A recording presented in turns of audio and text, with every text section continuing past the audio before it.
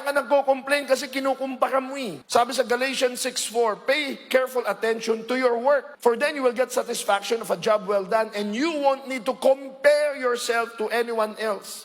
Sabi din sa ibang bahagi ng Biblia, pag nag-compare ka, it's either mas yayabang ka o mangliliit ka. Bakit? Palagi ka makakita ng mas mataas ka, makakakita ka din ng mas mababa ka. Kaya pag nakita ka ng mas mataas ka, yayabang ka. Pag kinumpare mo naman dun sa mga mas matataas sa'yo, feeling mo, kawawa naman ako, sila na-promote, sila may kotse.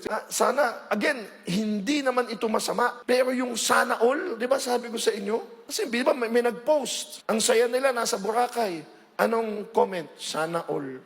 Ano nangyari sa congratulations? Ano nangyari sa I'm happy for you? At ano ibig sabihin ng sana all? Ano ibig sabihin nun? Bakit siya meron, ako wala? Sana ako din. Ba't kayo nagburakay? Dapat ako din. Kaya yung sana all na yan, comparing eh. Ano ibig sabihin? Kasi kung yung sana all mo, kinukumpara mo, nagiging malungkot ka. Ang hirap pa niyan, meron ka na eh. Kaya comparing is rooted in envy. Bawa, nag-Starbucks kayo. Umorder ka ng matcha. Ang saya mo na sa matcha mo. Tapos yung kasama mo, umorder ng choco chip. Parang mas masarap yan kaysa dito sa iniinom. Ang saya mo na dapat dito ha, pero nung kinumpare mo. If we keep on comparing ourselves to others, we will always feel inferior. Nanakawin yung galak na natin na may kotse tayo.